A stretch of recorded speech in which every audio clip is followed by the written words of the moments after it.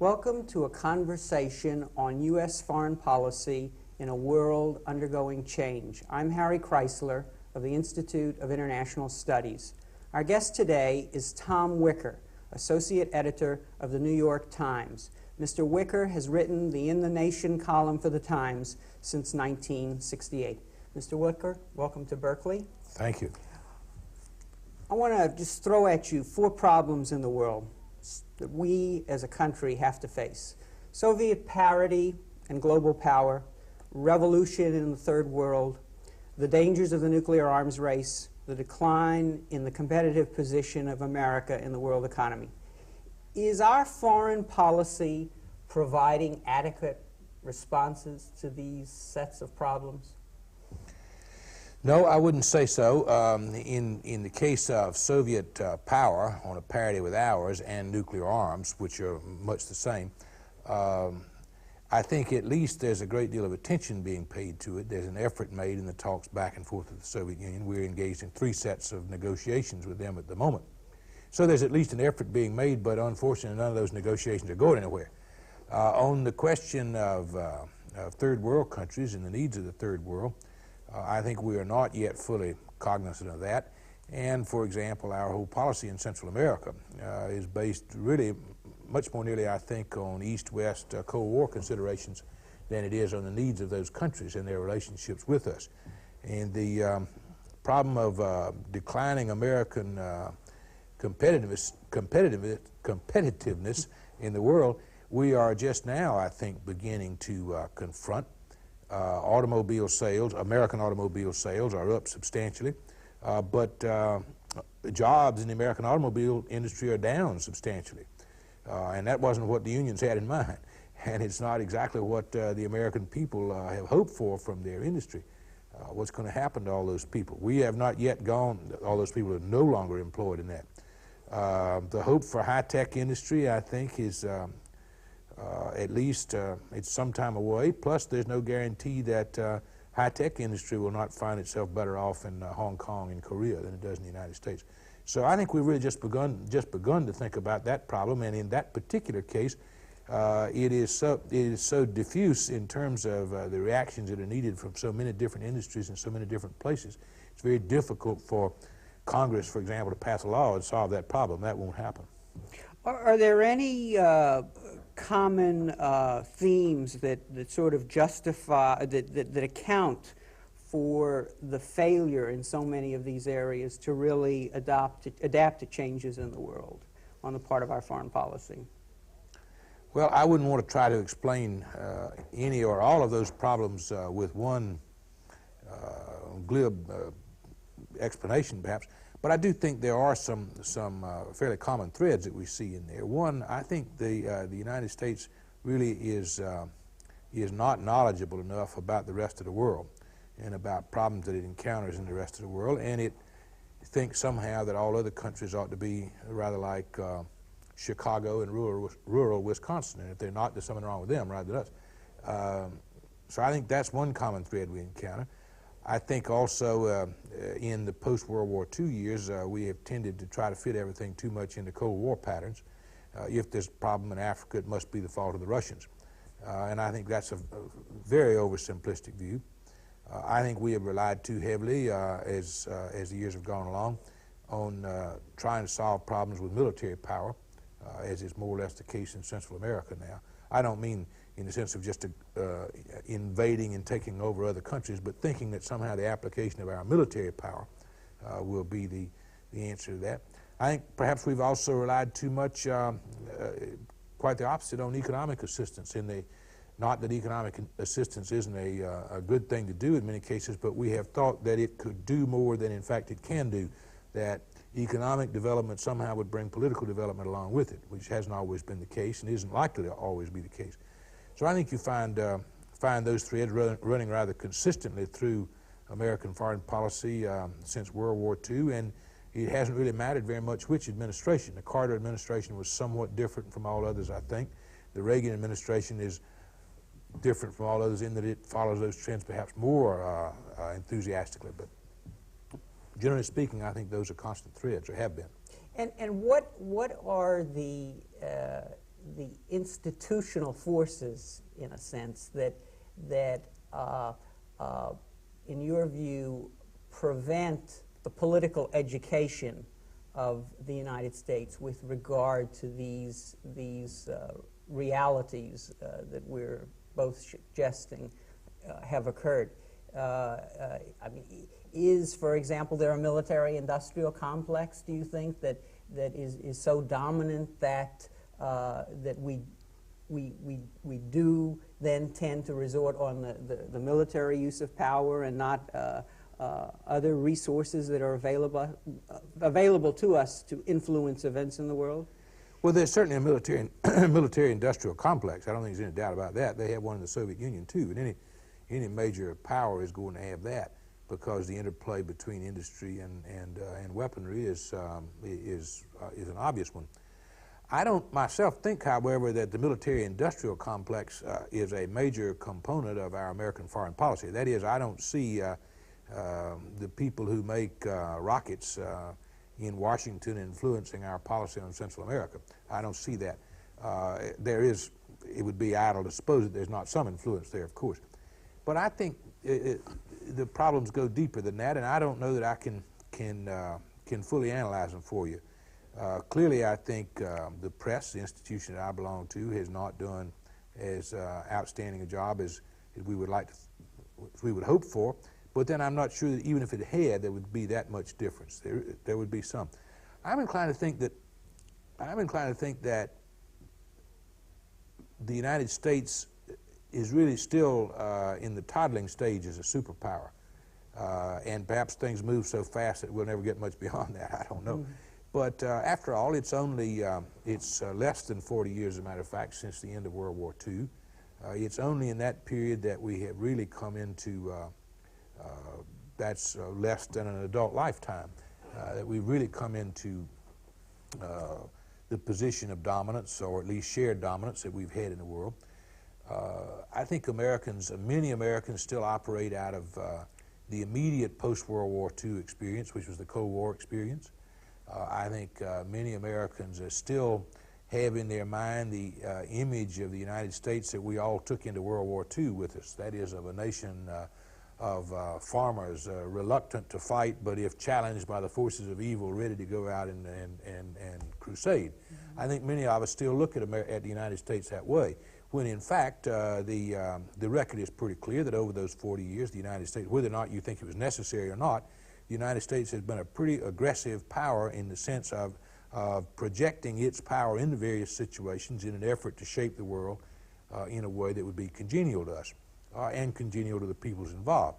I don't think the United States has been an imperial power in the sense of just simply trying to acquire dominance over regions for our own purposes, for our own acquisitive purposes, let's say. We haven't been trying to acquire assets of some kind.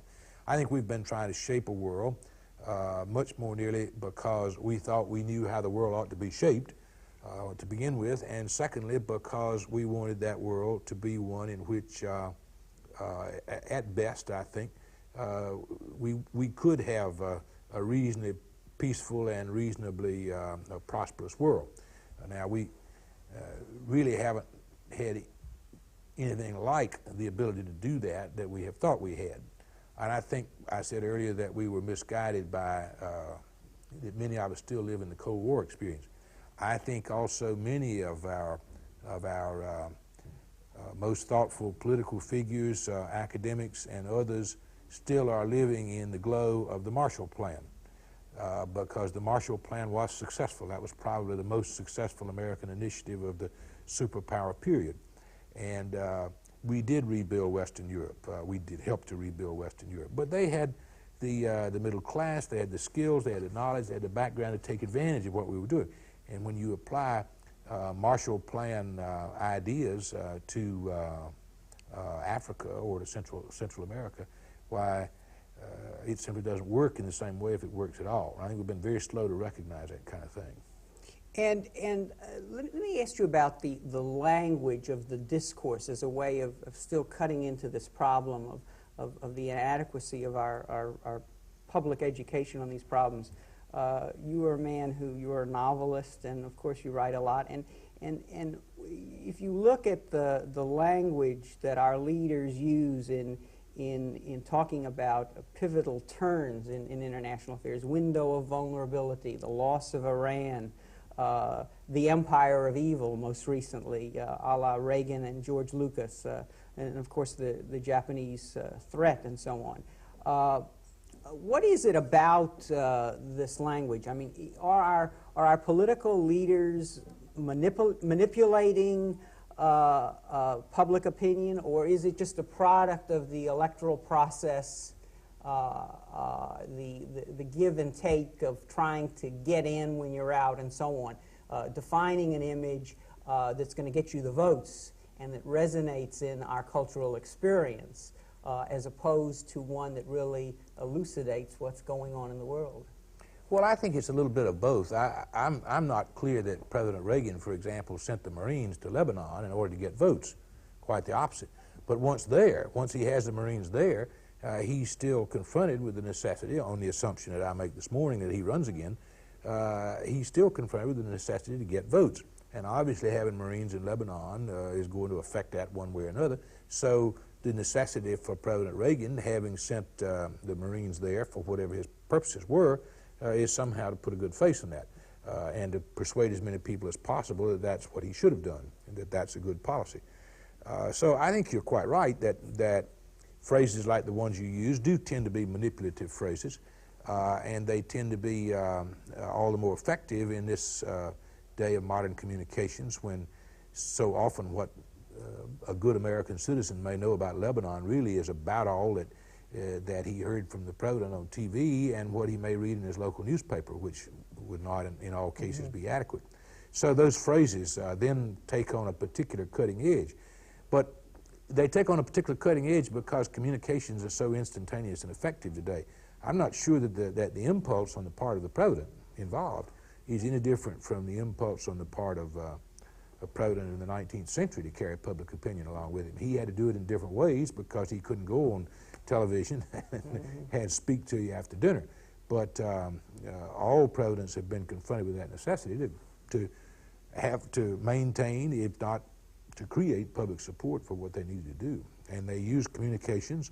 The best political figures in that sense use communications very astutely. I think President Reagan is among the better ones that I've seen in using communications as far as set-piece speeches are concerned. He does that very well. How does he? Why is he so good? What about the way he does it that has such an impact? Well, in the first place, he's quite smooth doing that. I mean, you're not aware, as you might have been with Mr. Nixon, for example, of the perspiration or the 5 o'clock shadow. You're not aware of President Carter, of little annoying mannerisms like the quick, flashy smile. So just his experience in the movies, in a way. In the movies.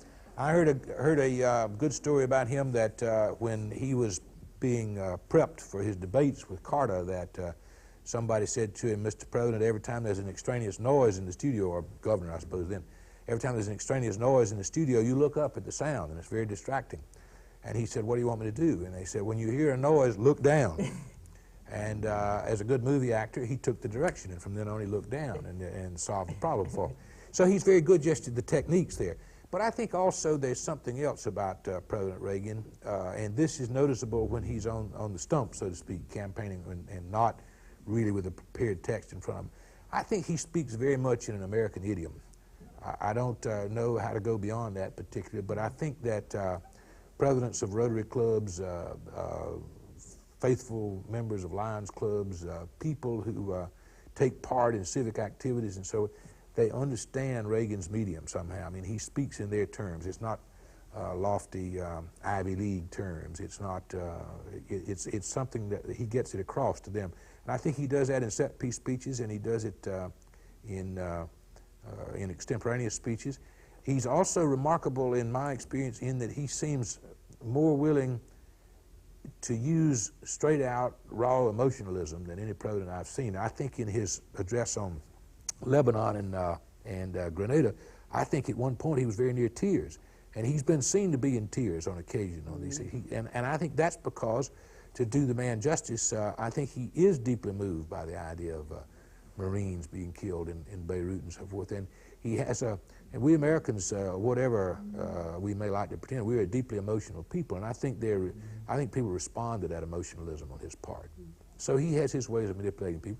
President Kennedy was very different. President Kennedy, I think, did not make particularly good set-piece speeches, although one or two of them are memorable in text. But he was a master with his news conferences, a technique at which Reagan is not very good. Reagan appears hesitant, ill-informed. President Kennedy, the first president to use live television in his news conferences, was very incisive, emphatic, appeared to be on top of everything, very well briefed, witty, the very picture of a modern young executive on top of things. And I think in that way he manipulated people very well. But much of, they're doing these commemorations of President Kennedy, much of the language was similar to Reagan's. Of course, yes. He hadn't been through the Vietnam experience. I mean, we can't fault him for not being 20 years ahead of his time, but the rhetoric, the Cold War rhetoric, the call to arms, willing to pay any price, bear any burden. No question. The Kennedy inaugural address is one of the most warlike speeches it's really the banner waving speech of the Cold War. But you also have to remember that President Kennedy, coming into office on that tide of Cold War rhetoric, nevertheless is the only president modern times who's really been deep into a nuclear confrontation, the Cuban Missile Crisis. And I think having had that experience more directly and more profoundly than any other president affected him deeply. And the evidence is that the man who came into office on that tide of Cold War rhetoric eventually gave us the Limited Test Ban Treaty, which is the first of the major arms control agreements.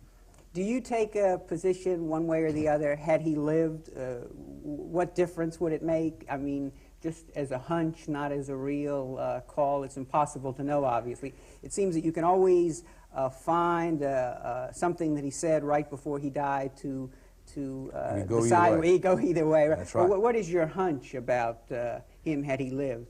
Well, I have three hunches, basically. I think one, that he would have been reelected, in my judgment, because I think the Republicans would have nominated Barry Goldwater, as they did in any case. And in that atmosphere, unlike that of 1980, I think Goldwater would have been defeated again, probably not so soundly as Johnson defeated him in the wake of President Kennedy's death. The other thing is, the other two things are less, a good deal less certainly.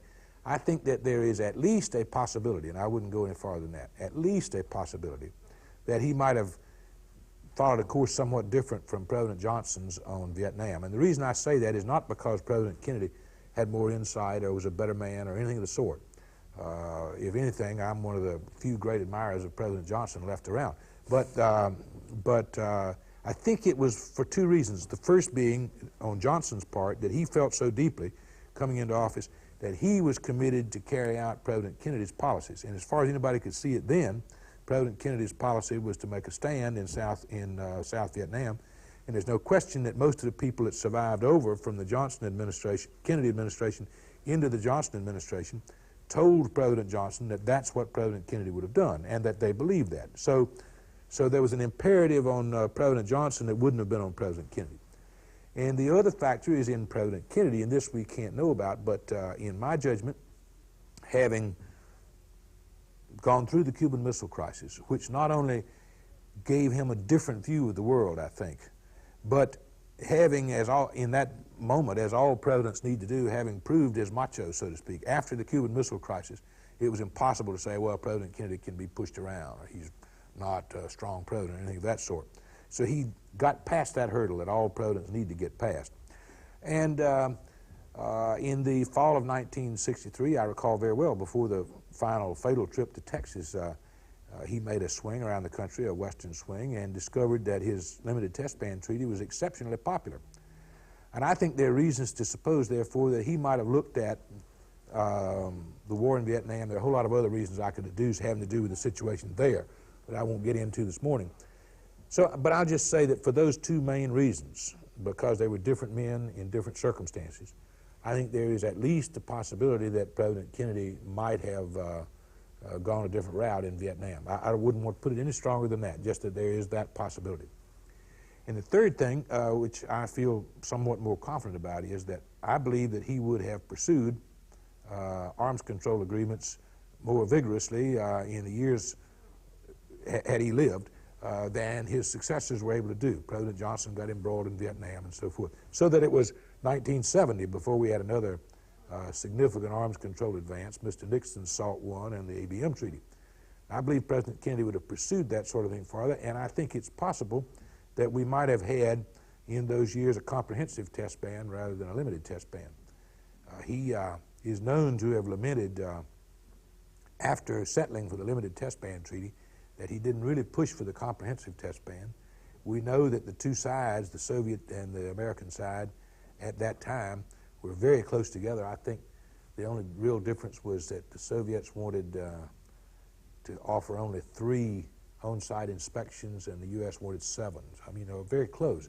So I think that probably we would have had some advance in arms control, and what a great thing that would have been if in the 60s we could have had a comprehensive test ban treaty. I don't think there's any doubt but that would have prevented, for example, the development of MIRV missiles, multiple warhead missiles, which are today regarded as the greatest threat.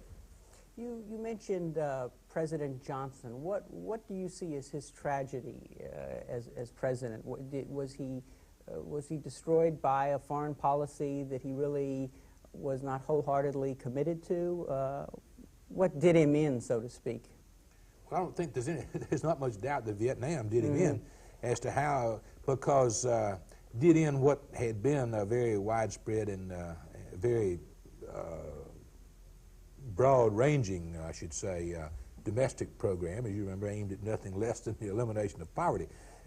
Typically Johnsonian aim, and probably one that's impossible, because I suppose if we lift everybody's level of income by some degree, there's still somebody at the bottom of the ladder, and we'll call them in poverty. But I think he would have had a great social impact on the country without Vietnam to distract. And I say that knowing that the current, the conventional wisdom is that the Great Society was a failure anyway.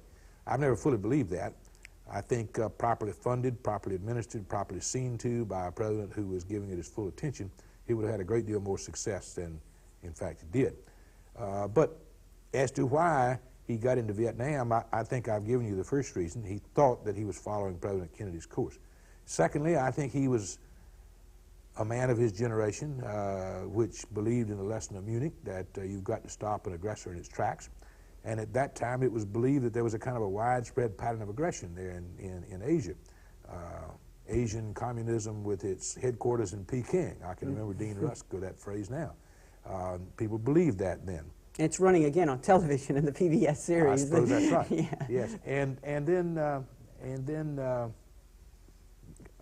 President Johnson really was quite a very strong anti-communist. That didn't come through so much in his speeches. He wasn't a Cold War speaker in that sense, but he was. And I think that you will recall that as vice president, he had visited Vietnam and made a very strong recommendation to President Kennedy that we make a stand there. So I think all of those things led him into that. And then finally, of course, the factor that became so tragic, I think, in both his and the Nixon administrations, that they felt that once committed there, they really had to win, that it was almost like the tar baby. They were stuck to it. They couldn't get away.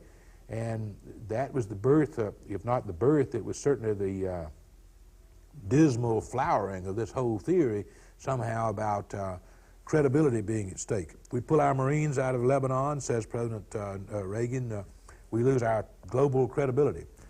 If we can't manage events in Central America, says Henry Kissinger, why nobody will believe us in the Persian Gulf. That kind of thing, I think, reached its real flowering in Vietnam, and the ultimate fact of the matter was that war was carried on for 5 or 6 years, not because anybody believed we could win it, not even because people necessarily thought that it was vital that we should stay there, but because people said, well, if we pull out, you know, our credibility will be destroyed. It'll be shown that we can't help our client states. We've got to stick with this war just to show that we're not going to lose it, which may be an adequate war aim, but it was not one that persuaded the American people, and certainly not me. How much discontinuity is there in Reagan's policies from these previous administrations? You suggested earlier that we were still in the toddler stage. So is Reagan just a rerun of the same show, but some out there have the expectation that it's time for a new show because the world has changed and what we can do in the world has changed? Well, it's hard to say exactly what Reagan represents in that sense. I would like to think that Reagan represents a kind of, one might almost say, a last gasp of the old Cold War rhetoric, Cold War ethic, and the idea that you can solve complex problems with force, and the conviction somehow that the United States in some messianic way has a role to play in the world where we can invade Grenada, and that's morally superior to their invading Afghanistan. I hope at least that we're sort of in the last gasps of that kind of attitude towards the world that Reagan represented after a bleak period in American life, a reassertion of that. After all, you have to stop and think. Just taking President Kennedy's death in 1963 as a date, as a benchmark. Since then, we've had Vietnam, which showed that our power was not universal, that we couldn't do anything we wanted to. We've had Watergate, which showed that the integrity of the government could be besmirched. We've had the loss of the Panama Canal, probably the greatest symbol of American power in the world, one of the best symbols. We've had failure to rescue the hostages in Iran, which is humiliating in a real sense. Even as you point out in your opening, we're not even necessarily the premier industrial power in the world anymore, or at least we're not. We have many challenges to that.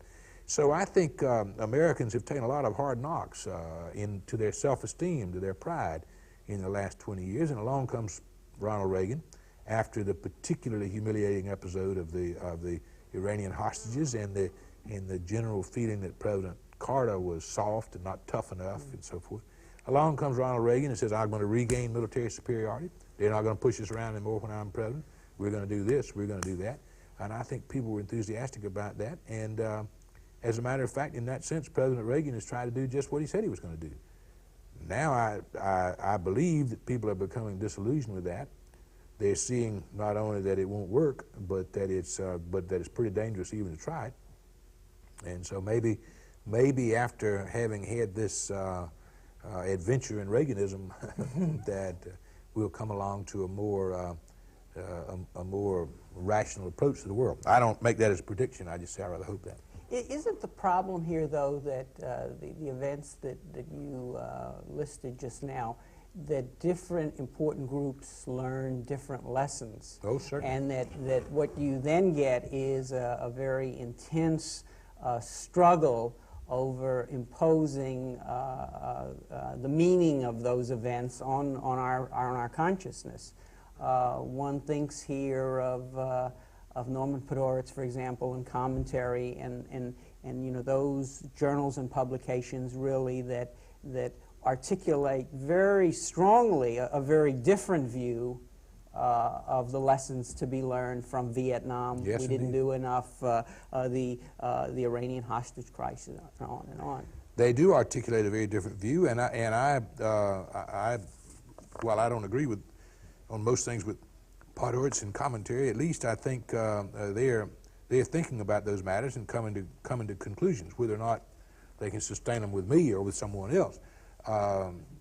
I think what's deplorable is in the world of communications and the press is how frequently we've seen major institutions of communication, the weekly news magazines, big newspapers, and so sort of flip-flop with the times. Reagan is elected. Hence, my gosh, the tide is running with President Reagan. We better get on that tide.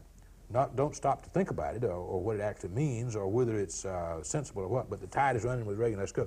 You could see that very clearly in the news magazines, I think, in 1980 and 81. I'd like you to forget that now. all the people who were, for example, big on supply-side economics when that looked like the tide in 1981. Now they look at those deficits and they don't want you to remember that. So there tends to be too much of that sort of going with the crowd, I think, in communications. And whatever else may be said about commentary, I think the commentary writers and one might say the commentary group, and they think for themselves, and I honor them for that, even whether or not I agree with them. But I think they have an extreme difficulty to work through, and I don't think anybody can work through it intellectually. And that is if you actually follow out the commentary ethic, and I'm speaking very broadly now, of course. If you follow that out to its logical conclusion, you come always and without fail to confrontation with the Soviet Union. And ultimately, confrontation between the two superpowers, which dispose of something like 50,000 nuclear weapons between them, it is something to be avoided rather than to be cultivated. And I think that the commentary approach to world affairs, while it has much to recommend it, and it's not just an empty reaction, I think ultimately they can't get around that fact that what they come down to is a policy that will bring us at point after point after point, time after time after time, into confrontation with the Soviet Union. So that it will be a string of failures in the effort to implement this alternative view that might veer us back to new directions on our relations with the Soviet Union, or problems in the Third World, or problems in the Middle East. So it seems to me. So it seems to me. And I think this is no doubt maybe it's the central question of our time. Not that I can necessarily define that, but I seem to keep coming back to it, that how do we attempt to manage a world in which we can live peacefully, in which most peoples can live peacefully and prosperously? Can that only be done by confrontation with the Soviet Union, or is there some other way in which, however gingerly and at whatever arm's length we do it, we can somehow cooperate with the Soviet Union, at least to the extent of avoiding all these confrontations, these dangers, and to the extent of doing what I believe both superpowers would find in their interest, which is to lower the level of the nuclear capacity they have to destroy each other.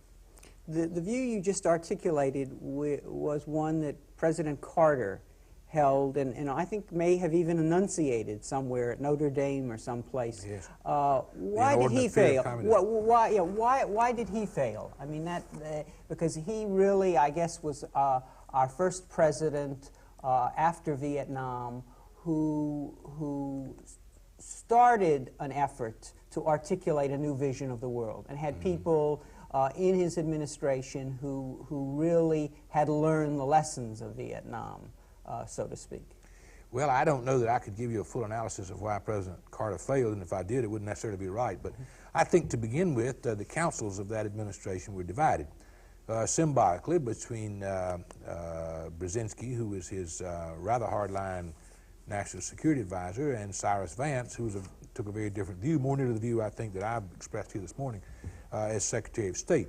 And President Carter, I think, was ambivalent between those two views. His own councils, I mean, in his own head, were divided in that way. I think that's probably the first reason I would list. The second reason, I think, is that President Carter, in my judgment, was not, for all the good qualities that he had, he was not truly a forceful leader in that sense. This very speech that you referred to at Notre Dame, when he renounced the inordinate fear of communism that he said, and quite rightly, I think, had plagued our foreign policy. I'm told that that was sort of sneaked past Brzezinski, that Brzezinski never would have agreed to that speech otherwise. I don't know that that's historically true, but I'm told that. And so I think President Carter just simply didn't have the force, the will, the personality, perhaps even the full confidence to lead the country fully in that direction. What was his instinct? I think that was his instinct. My guess is that his instinct was more nearly with Cyrus Vance and Brzezinski, but that somehow just within his own being as president, he wasn't able to take that forceful lead. Finally, I would say that American public opinion at that particular period of time was scarcely prepared for this kind of approach. And when President Carter first, as many Americans saw it, gave away the Panama Canal. Now, I don't think that's a proper way to describe it, but that's the way many people saw it. When he gave away the Panama Canal, and then when he's unable to get the hostages home, I think that those two facts almost destroyed any capacity he had really to say to the American people in a way that persuaded them we no longer need to have an inordinate fear of communism. Events turned against him. The invasion of Afghanistan turned against him. And I think that, as I say, he was not always as steadfast in this cause as he might have been. I think if you look back into the history of the situation, you'll find the first big commitment to the El Salvadorian government was made in the last months of the Carter administration. How much must we take account of the fact that our last two presidents have really been neophytes to the foreign policy game? Both Jimmy Carter and Ronald Reagan are babes in the woods in the sense that they didn't participate in any of the major post-war foreign policy decisions, either in the Congress or in some executive capacity. I mean, because the theme that we're walking through, I think, is this problem of education. And if we're, in recent experience, thrusting forward leaders who basically have to learn the game anew because they haven't been a part of the foreign policy process, that seems to bode ill for the possibilities of political education. Well, I don't quite agree with that. In the first place, I don't think I would describe either President Carter or President Reagan as a babe in the woods. For example, President Carter was a very assiduous learner and student and a hard worker. And so I think that by the time, for example, he reached Camp David with Sadat and Begin, that he knew a good deal about the Middle East, as the results tended to show. And President Reagan, while he's by no means such a student or a worker, quite the opposite as President Carter was, still he has a native kind of political acumen, I think, that makes him anything but a babe in the woods. And he has a capacity to for a kind of leadership that's very difficult to put your finger on it, but he is better able to get the country to follow him than President Carter was, and that's formidable. Besides having said that, I don't necessarily feel that having a president who's been steeped in all the foreign policy crises and decisions of the period is necessarily a good thing. Now, it's good for obvious reasons. It's bad for certain other reasons, in my judgment, the first of which is that the American foreign policy establishment has tended to partake of the kind of attitudes that I've suggested here this morning. You don't find the Council on Foreign Relations in New York, which is I suppose the wellspring of the American foreign policy establishment. You don't find them talking about getting rid of our inordinate fear of communism. They are certainly more moderate than the Reagan administration, but still, that is our American foreign policy establishment is one that has been raised basically in the Cold War ethic and is still steeped in that. And I think it's very difficult, therefore, if one of their own becomes president, it's very difficult to get away from that. So there are disadvantages to that, too. And I would think that a president coming out of a different atmosphere, in fact, I'd hope very much that a president coming out of a different atmosphere like Jimmy Carter would bring fresh winds into American foreign policy. And I think he tried. But it just it didn't work for reasons that we've discussed, and no doubt for other reasons, too. I do think, however, that having said all that, I do think that we've got two real disadvantages in our current political situation in this country. The first of which is, and we can discuss it further if you like, but I think we have a kind of a television politics rather than a party politics that means, and other situations too, that means we're likely to have for some time a series of one-term presidencies. And if Mr. Reagan is re-elected next year, that won't change my opinion. He'll just be one of the exceptions. But I think we're going to have, we have had, and are going to have a series of one-term presidencies for a variety of reasons. Now that has its consequences. The first of which is that the Soviets, who've had Mr. Gromyko, let's say, as foreign minister since the early 60s, I think. I mean, they've had a kind of a continuity of approach that we really can't have in this country. When you go from Gerald Ford to Jimmy Carter and back to Ronald Reagan in 5 years, or a little over 5 years, then you have some switches and swerves that are very difficult to deal with. either in terms of our own policy, making a coherent policy, or other people understand it. And the other thing I think is that when you have presidents elected by television, as we have had, and Carter and Reagan are classic examples. Reagan not so good because he'd had a long history of what I'm about to say, but I think we need presidents, we need to have presidents who are much more nearly products of a party system. Presidents who have made alliances and who have worked out networks of support with various interest groups and so forth, who have gone through that torturous process and who, when they come into office, don't merely represent a high rating on the Nielsen scale, but who represent an alliance, what is the word that's so often used? Coalition. A coalition of interests. And then when they get in trouble, they've got something to fall back on. When President Carter got in trouble midway through his administration, he had nobody to fall back on. He campaigned against the party, he campaigned against Washington, he campaigned against Congress, he campaigned against all those things that in another day he would have had to have worked out arrangements with.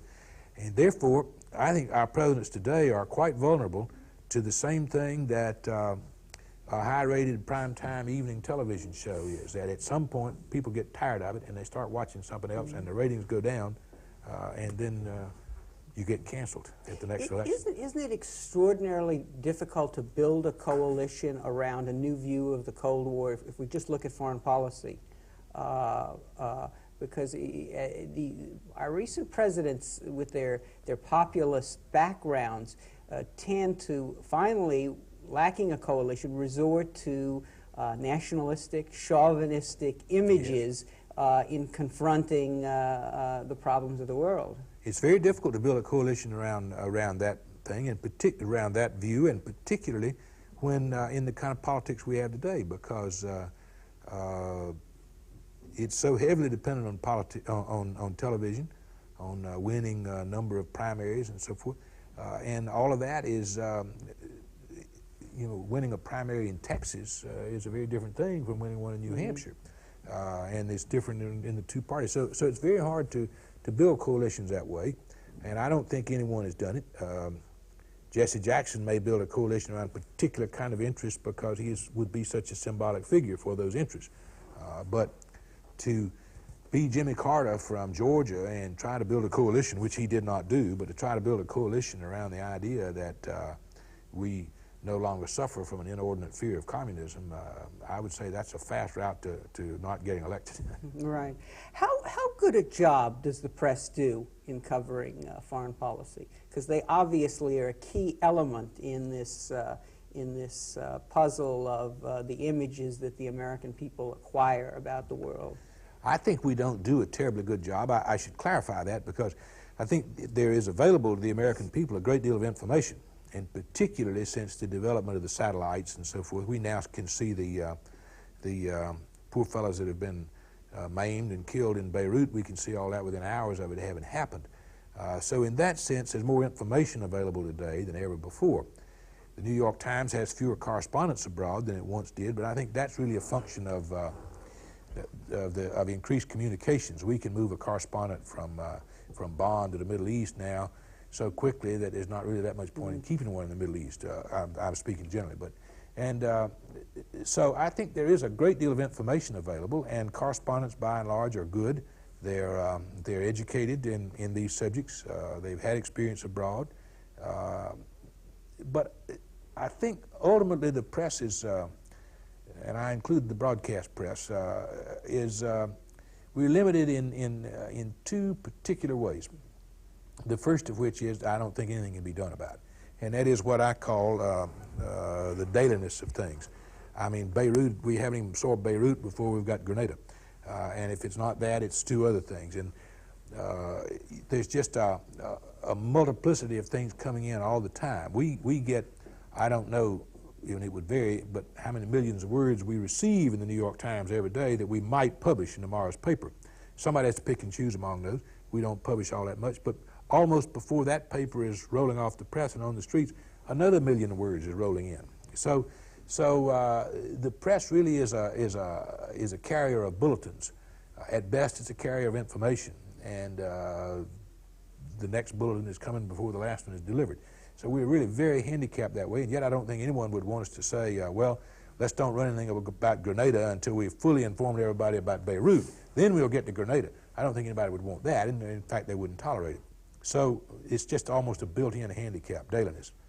The other thing is perhaps, well, I won't say it's worse, but I sometimes see the consequences of it as worse, and that is that good correspondents, honorable persons, with a pretty good background of their own, they still tend to reflect, by and large, what they are told by the people who are involved in the events that they're covering. What you read from our State Department correspondents is basically what they hear from the State Department. Now, we have a great deal more latitude in the press today, to the dismay of some people, but we do have a great deal more latitude for correspondents to bring their own judgments and background experience to these stories. And any good correspondent goes from 1 to 2 to 3 to 4 sources to try to balance things out, as best he can. Or he might call someone in Congress known to be opposed to it. But again, you tend to be reflecting what people with interests in a story want you to think. And I think we fall down, and this is where the smaller, less widely circulated, more periodical publications do a better job. I think we fall down in seeking information and ideas and background from people who are not involved in the events. That is, our State Department correspondent, or anybody's State Department correspondent, filing on the latest news from Beirut, he doesn't really have time to call up, or very rarely to call up Stanley Hoffman at Harvard, or to call up someone comparable here at the University of California, or to seek out any number of other people who may know something about foreign policy in the Middle East. Just doesn't have time to do that. And therefore, I think that we get too much of an infusion into our information of what the government wants us to think on the one hand and what people who think exactly the opposite wants to think on the other, and not enough of the nuances and gray areas, which are very extremely important in trying to come to a mature judgment on something. Let's take a very recent example to tie these threads together of the Cold War, the press, presidential leadership. The case of the Korean flight. Are you satisfied with the way the press and your paper handled that event as it unfolded? No, I'm not, and I was getting ready to write an article to that effect, that I was not exactly at the time. I would have done it very shortly after the Beirut explosion, and then Beirut and Grenada sort of overtook that, and I haven't got to it yet, but I perhaps will. No, I thought the thing that can be said best about President Reagan on that is that he did not take some extraordinary, irrevocable steps that made things all that much worse. I thought his rhetoric was pretty bad and got worse as the week went along. And some of the other officials of the government, Mrs. Kirkpatrick notably, were even worse than that.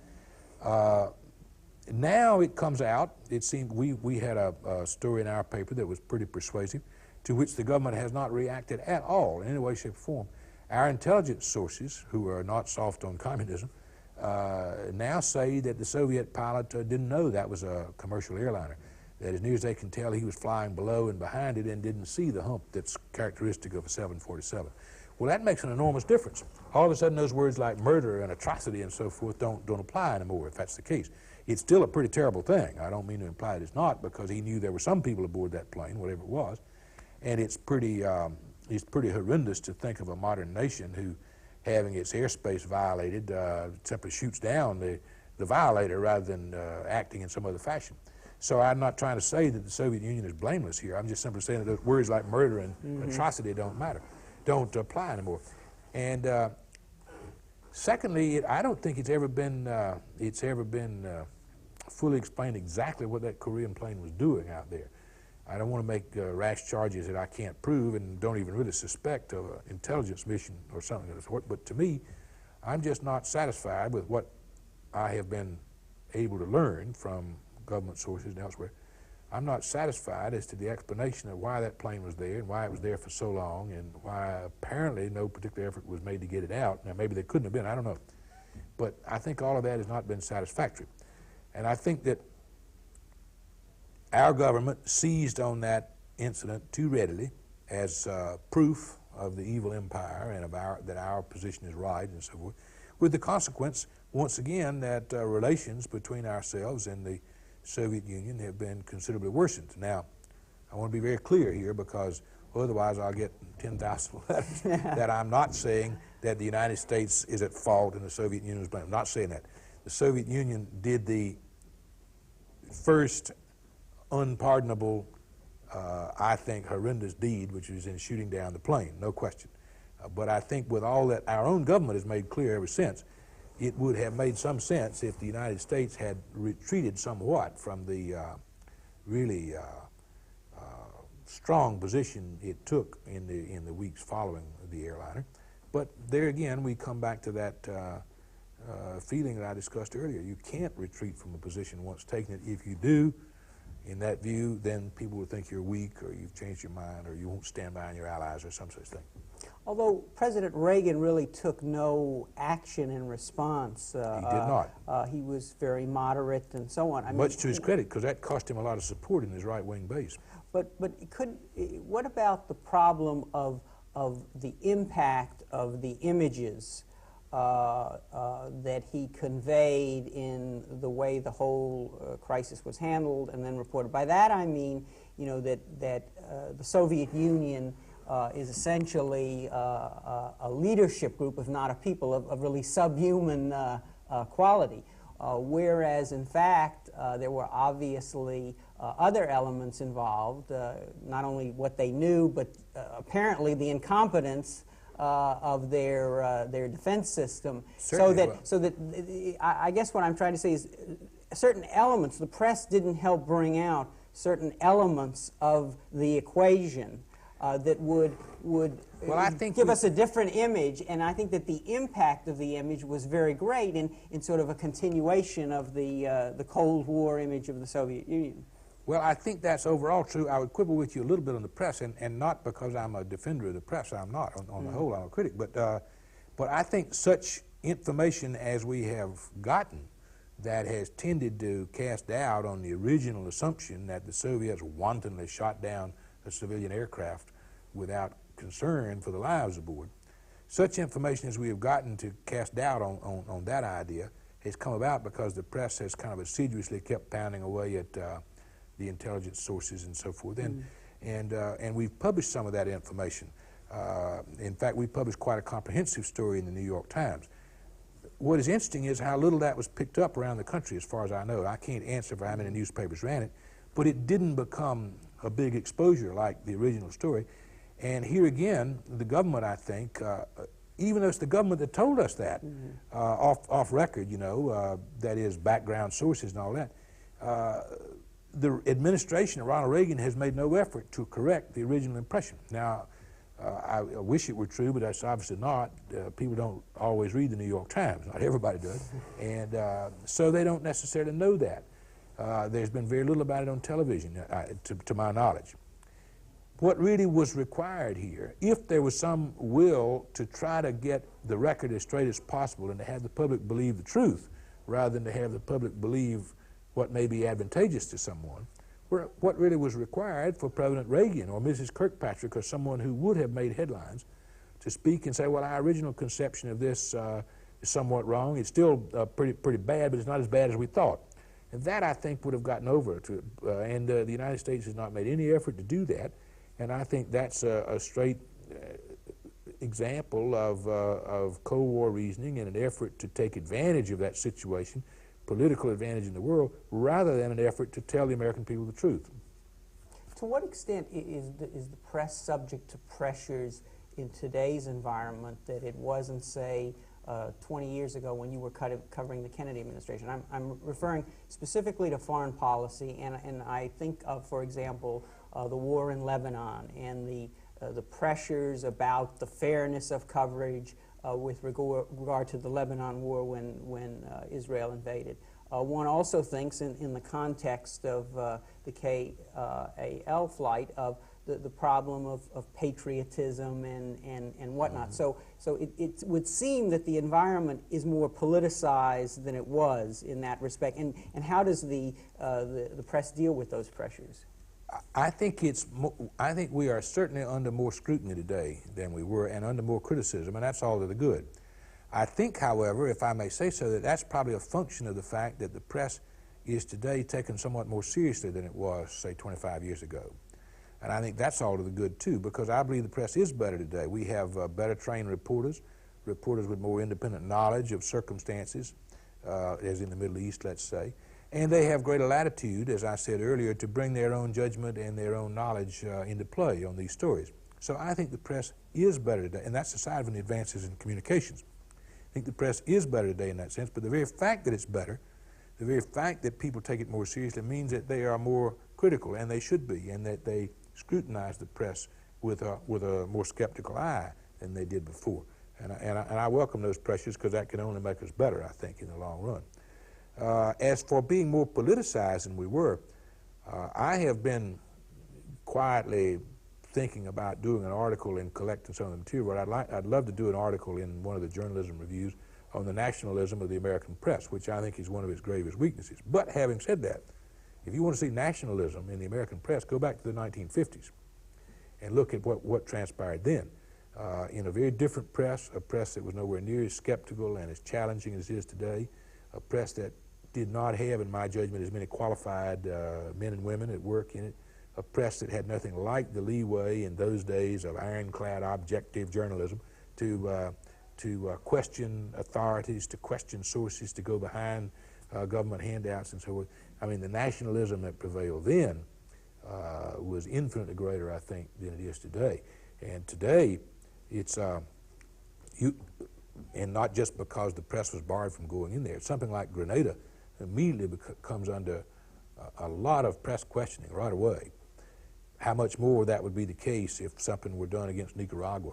Look how much introspection and criticism there is about Beirut and what are the Marines doing there and so forth.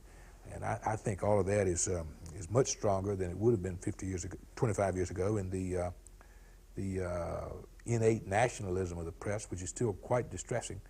The Korean airliner illustrates it very well, is much less than it was. Mr. Wicker, thank you very much for joining us today. I'm afraid our time is up, but we certainly appreciate your sharing your reflections on these very important issues. Thank you. And thank you very much for joining us on this conversation on foreign policy.